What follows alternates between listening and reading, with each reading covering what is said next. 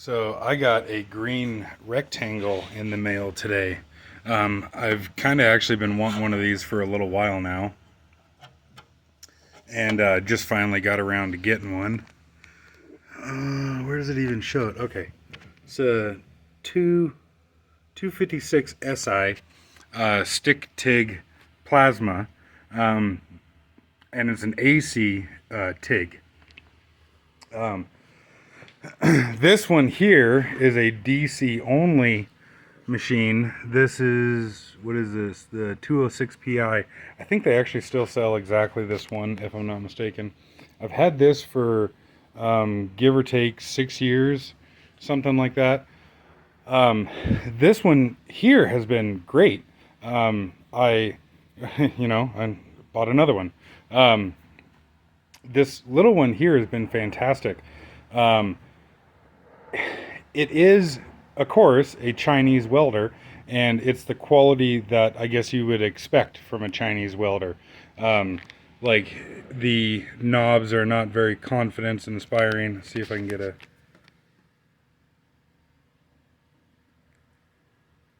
they kind of wiggle around, and I'm always worried about, damaging these things and breaking them. I'm always very, very careful with these things because they just, I would imagine they go straight to the board.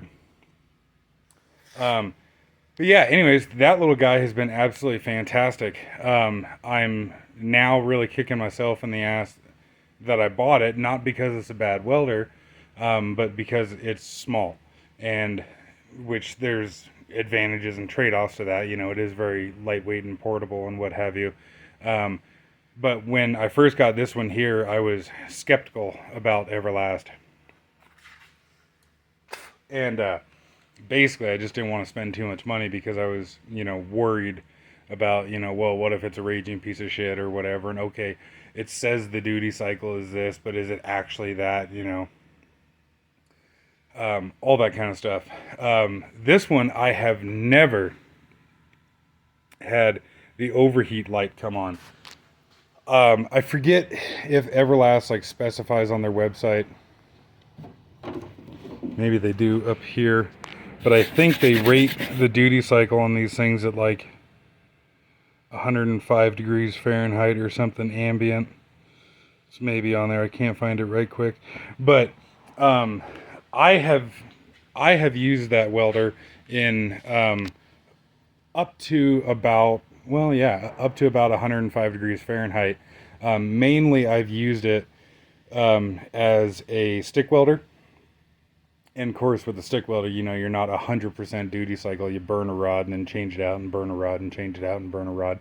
But when I first got this thing, I think I went through 2 or 3 pounds of 516, or sorry, not 516, 532, 7018, trying to see if I could get this thing to overheat. And it never once did on me. I've done a reasonable amount of plasma cutting with it, maxed out, and never had any issues. I really can't push it on the TIG side because up until lately I've only had a air-cooled torch, and the limiting duty cycle factor is your hand holding onto the torch. But yeah, suffice to say, I've been very happy with this one. I fucking hate these stupid little goddamn bullshit DINS connectors. And so I have adapters that go to what for me is my standard connector, the Linco LC40. And so these adapters here allow me to switch from I think the 10 mil whatever shit, the small size DINS connector, up to the LC40, and for me that's fantastic. I ordered some for this, they just haven't come in yet. But yeah, anyways, this is small, and it doesn't have as much stick amperage as I want. It doesn't have AC TIG, and and I could use more amperage on the TIG side as well too. But all in all, it's been great. There are some, like I said, just Chinese welder bullshit. Probably not supposed to hear that knocking around on the backside there. But because this is TIG and plasma, I used to change the fitting out in here. I had one hose for air and one hose for argon. What I've since done with that smaller welder, and I just switched the hose over to here, is I have one hose hooked into it that comes from the flow meter, but instead of using argon couplers, I just use a regular old air fitting, and then you can just plug that straight into air for the plasma portion of it. So yeah, that welder has been great. Haven't had any, I guess you would say, noteworthy complaints with it, other than the accessories that it came with were garbage. Now, mind you, all the accessories, the plasma torch, the TIG torch, the foot pedal, all that stuff worked, and there was no functionality issues with it, other than the like cup sensor in the plasma torch here took shit on me, and I think I just hardwired it. Everything worked, but it was annoying and frustrating, and like the cable for this plasma torch is not very flexible, and this sheath is kind of like rather large and annoying and what have you. This new welder has come with much better accessories. The torch is still, you know, a plastic torch, and it doesn't feel necessarily all that much different, but the power cable on this, although in the video here they look very similar, but you can see that this new one is smaller and the power cable inside of it is smaller as well too, which is interesting. I'm curious to see how that, you know, holds up over time. I haven't put power to this welder yet, so I don't even know if the damn thing turns on. But what's interesting is I noticed that the cup, I guess you want to call it, actually interchanges in between these two plasma torches here. This one is an S45 torch, and this one is an IPT60, as you can obviously see there. But this seems to be kind of the standard plasma torch that all the Chinese welders are going to nowadays. But yeah, this fucking cable feels a shitload nicer than this one here. And so what I'm going to do is I'm just going to keep this one as a spare, as an extra, and just use this one here now, because now I have 3 plasma cutters, which maybe is unnecessary, but you know, oh well. The foot pedal that came with the smaller Everlast, I've since cut the cable off of it and use it for a different purpose now. This is the foot pedal that the new Everlast came with, and this, again, mind you, I haven't used it yet, but this reminds me of the foot pedal that I got with a Lincoln welder. And this, for all the world to me, feels like this is actual rubber cable that's on this thing. I don't know if it's marked. Actually, no, I don't see any markings on it at all. But the cable is a hell of a lot nicer than the other welder came with, and seems to be more of it too. You know, we'll see how this does here. The foot pedal that came with the other one, there was a couple times where like the little rivets here had popped out and the foot pedal kind of blew apart while I was using it. You have to like piece the fucking thing back together again. Which is why, for the older welder, that I had made myself this little adapter here to go from the Everlast connector to a Miller 14 pin, and then I just started using a Miller foot pedal on the other welder. And it's really the same story here. This new one uses the larger size DINS connector, but this cable, again, feels like actual, well, maybe this one doesn't. But regardless, the cable is much nicer on this one. It's got a okay ground clamp that it comes with. There's actually a pretty strong spring in here, but I did stick a magnet to the contacts, and the contacts are just copper plated steel. So this won't last too terribly long. It's got a decent stinger that it comes with, pretty good sized one too. And you know, on one hand, nothing really to write home about, but you know, seems pretty good, and definitely a lot better than that little Everlast came with. I forget exactly what it came with, but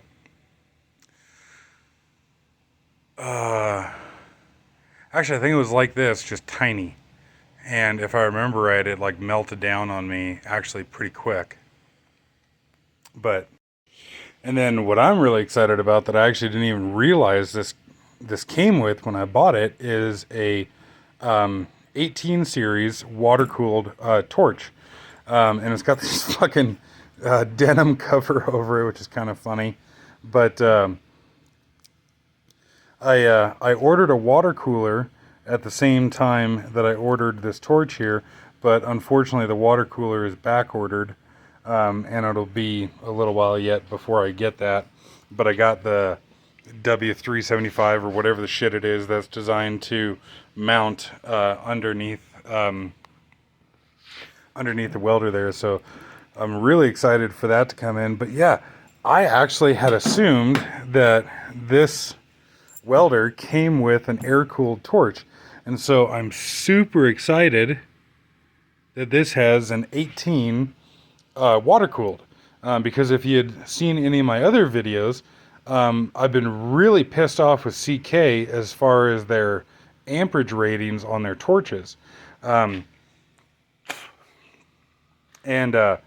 just to, like, briefly, I bought a CK17 with a Superflex cable on it, and it said rated for 150 amps.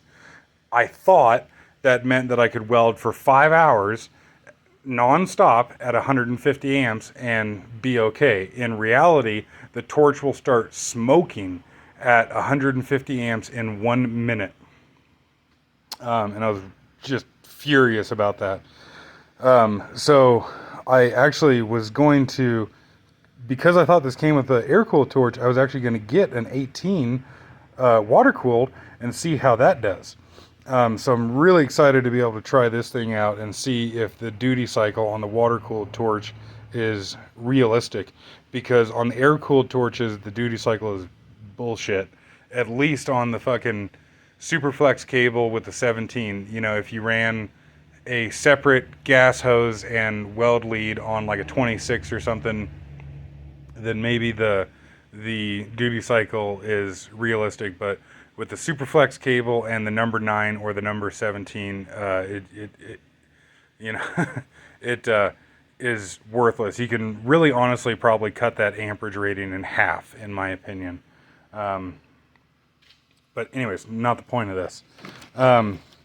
They send you this little deal here, which is kind of annoying, I guess, because I've already got a bunch of these, and I could really actually, I would have preferred not to get this just because I got a bunch already. But, I mean, if you don't have consumables, then it is nice that they give you those. So, you know, you can see I got this welder on my cart here, and I've got 2 different cylinders. I got carbon dioxide and argon, and then I've kind of got my own little mixing setup going on there.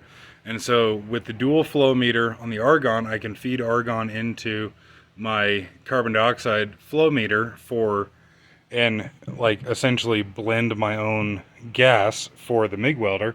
And then because dual flow meter, just have another line of straight argon run down to the welder here.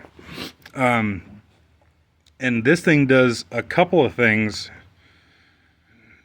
different than the older welder. It's got much more adjustment for the pulse settings here, and I really like how kind of everything is color coded.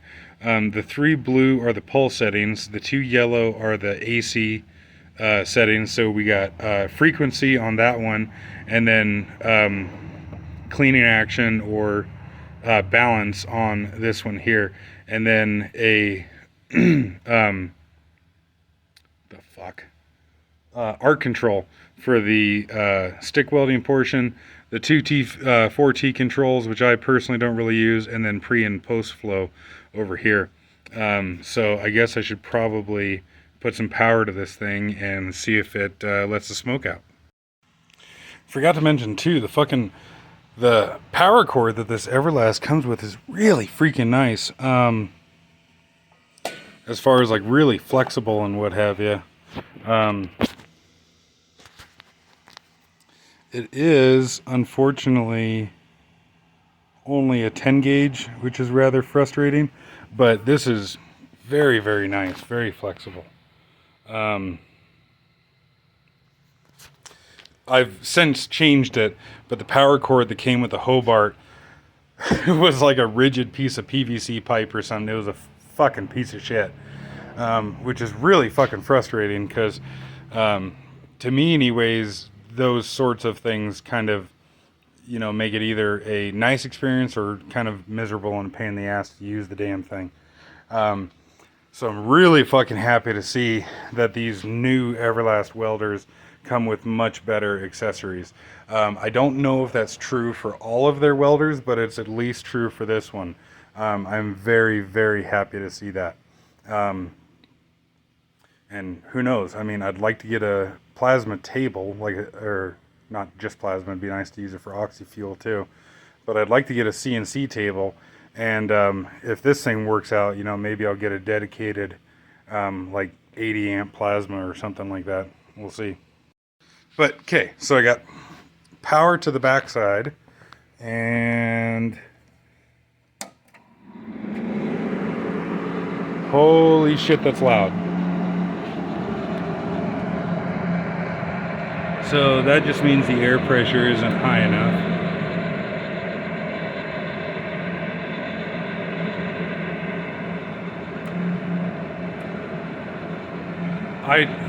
It's really frustrating to me how the fan runs continuously on these things. I really wish that they wouldn't fucking do that.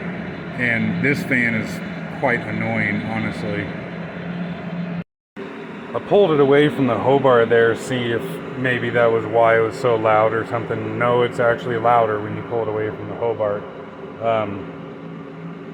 And then, once I get the fucking water cooler, then there's going to be the fan going on the water cooler too, so that's going to suck. But it is nice. It's got the plug on the backside for the water cooler, so in theory you just leave the water cooler on, and then you only have to turn the welder on and off. But yeah, I'll get hooked up for the plasma and we'll try it out on plasma. Okay, so just like the other one, the post flow controls the post flow for the plasma as well too. So if I turn the post flow all the way down, then we don't get any post flow. And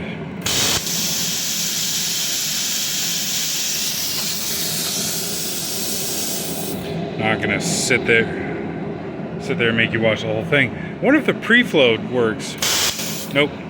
So it doesn't. Pre-flow doesn't do anything on plasma, but the post-flow does. So I'm gonna leave that up all the way to try and be nicer to the consumables.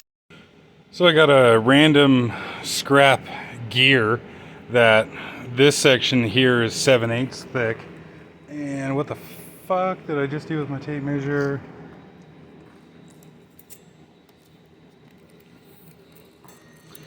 This section here at the narrowest, well, yeah, about 7/8 too. So we'll see how this does. And I got it set to 60 amps, 90 psi with the gas flowing.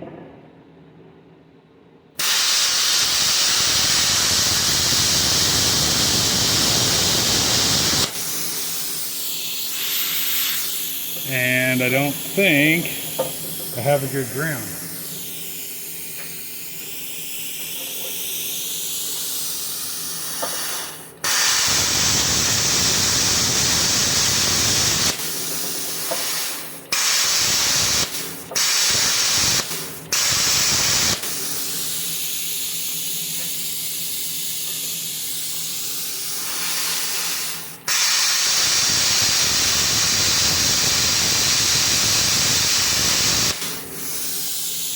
Well, hey, now there's a problem. And I'm grounded directly to the part here.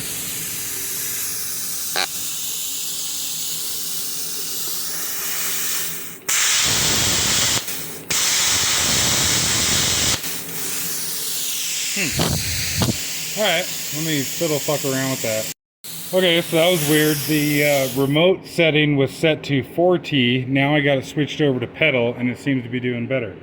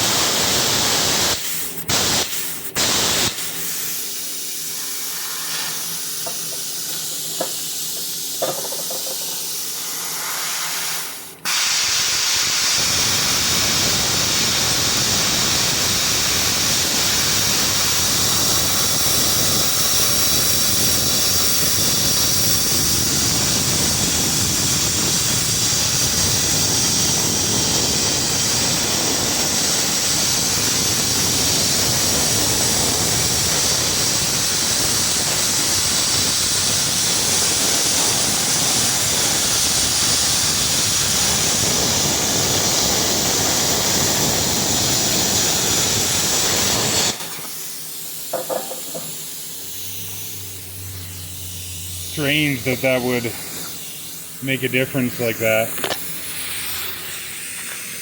But I don't know. I think that's pretty good.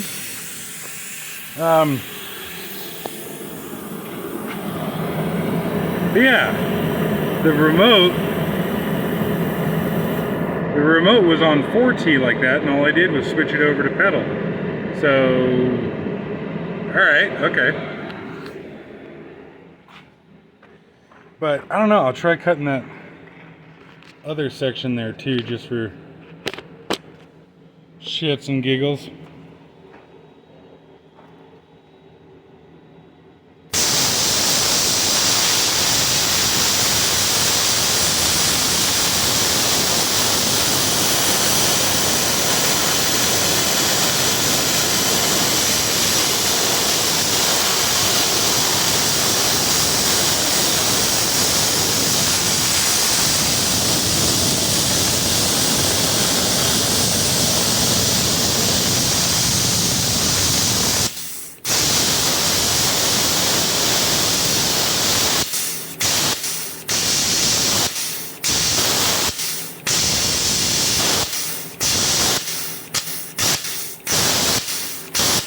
What the fuck?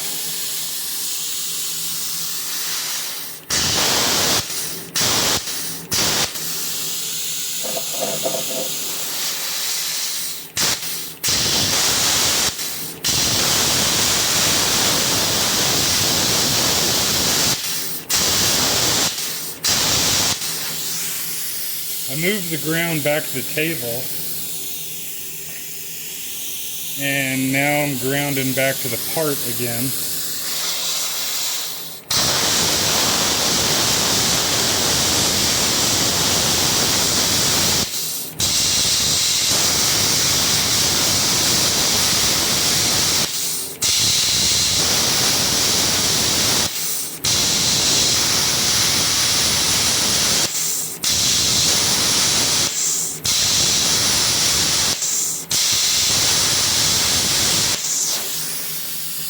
Okay, that's starting to piss me off. But, alright. I'll end the video there. If I figure something out with why it's doing that, then I'll come back. Okay, figured out what the issue was with the plasma, which is that I'm retarded, and we all knew that. What it actually, well, yeah, it actually was that I was retarded. What it was, is I had a crap load of oil in this hose here. I had forgot the last thing that I did with this hose is I got a shitload of oil on it. And I didn't have these guys on here, not that these are really going to do anything for an oil mist.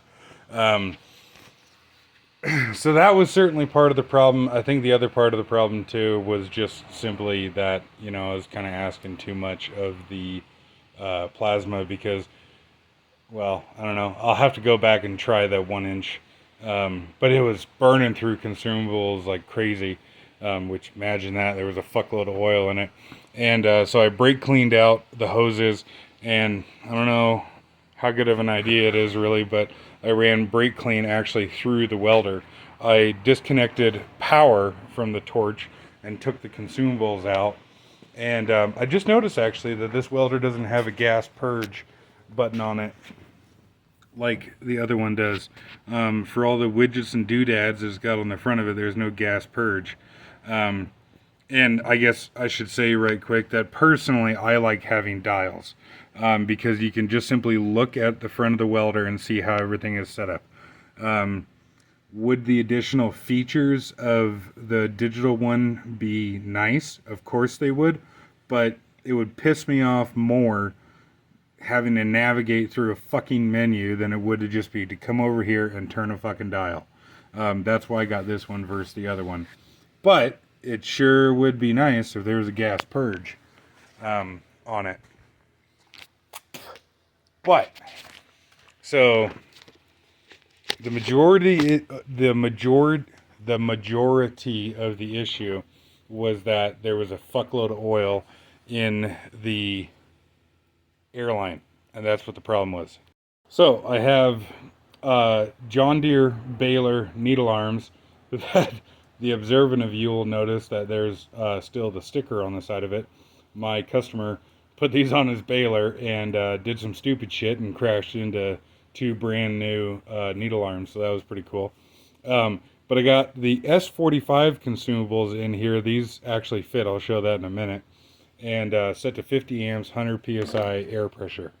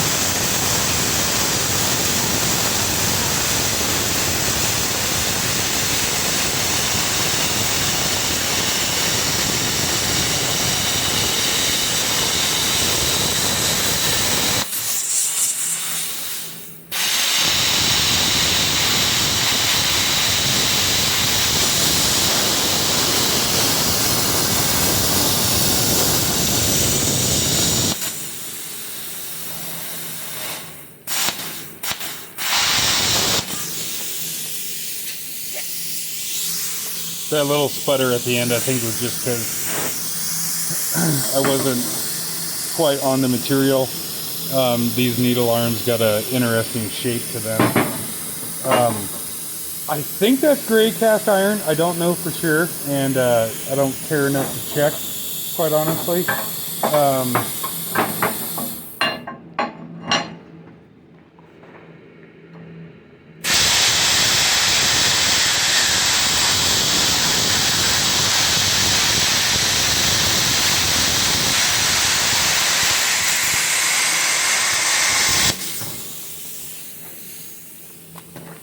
But yeah, it's cutting great now. Okay, curious to see how this goes here. I already made one pass on it. The plate is warm. This is a 3/4 inch thick plate. I got the S45 consumables in it at 60 amps.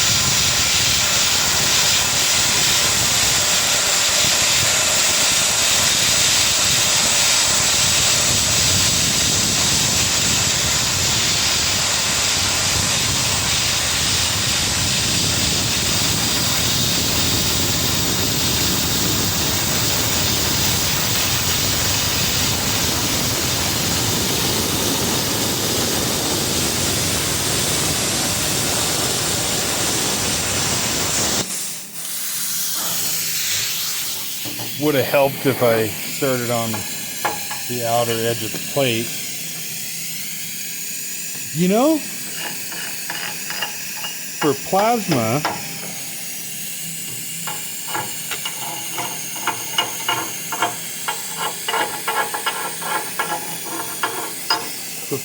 that ain't half bad.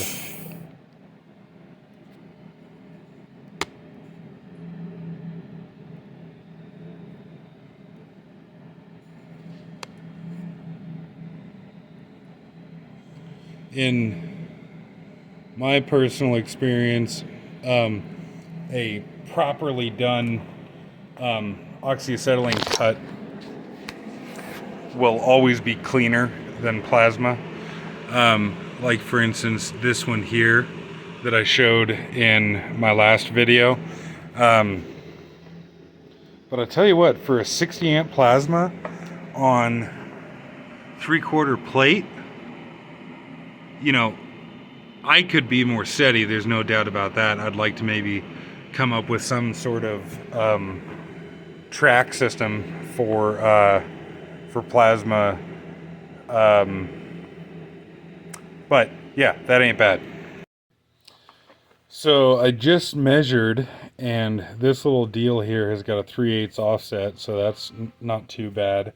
That's a nice round number and what have you. And yeah, like I was saying, in my personal experience, a proper oxyacetylene cut is cleaner than plasma.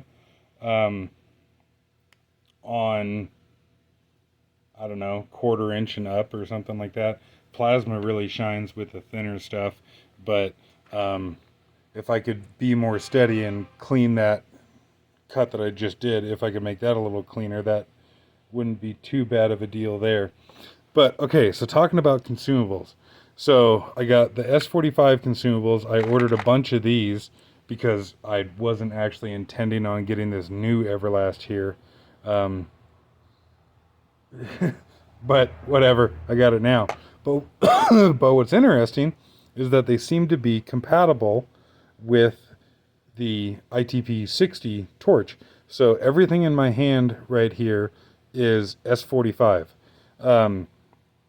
And it's got the little holes down inside of the cup there, whatever the shit that's called. The diffuser has got its little holes. There's the nozzle and the electrode here, like so. And what's interesting, this is the cup. It's got the wheel kit on it, but this is the cup that came with that ITP60 torch. And you can see that there are 6 holes in there as opposed to 4, like there are on the other one.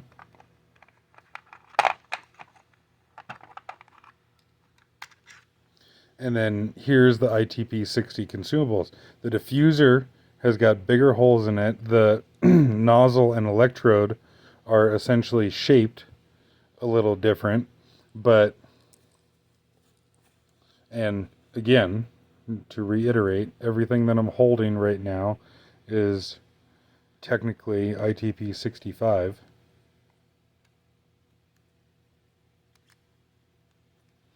And it all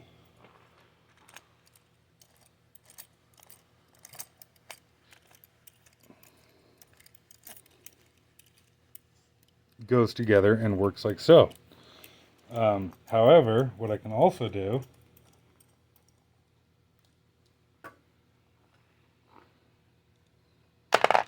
is take all of that stuff, put it back,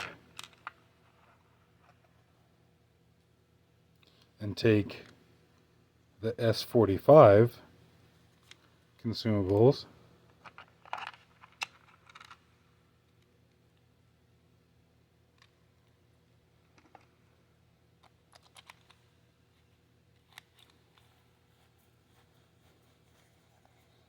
ta-da. So that's interesting that they're compatible, which is rather interesting. That's just kind of strange, I guess. So like I said, that's convenient because now I can use all these consumables on this torch, because this seems to be a little bit nicer torch than the S45 torch that I have. And probably what I'll do, this torch here that comes with the Everlast welder is like 12-ish feet, something like that. Probably what I'll do is I'll buy a 25-foot torch for this welder here, and then take this torch and use it on the other one. And maybe I'll have the other Everlast dedicated as plasma, like have a plasma torch on it all the time, and then I can keep this one here as a welder. But anyways, that's cool that they interchange. I also ordered from George's Plasma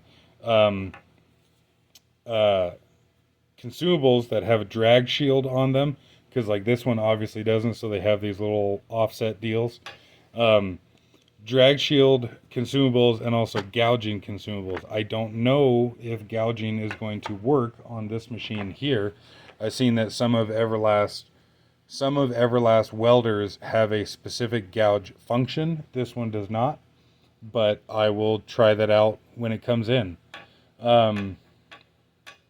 Video's long as hell already. It's getting late, I'm tired, and I guess I'll try stick welding and TIG with it at a later date. But for now, there you go.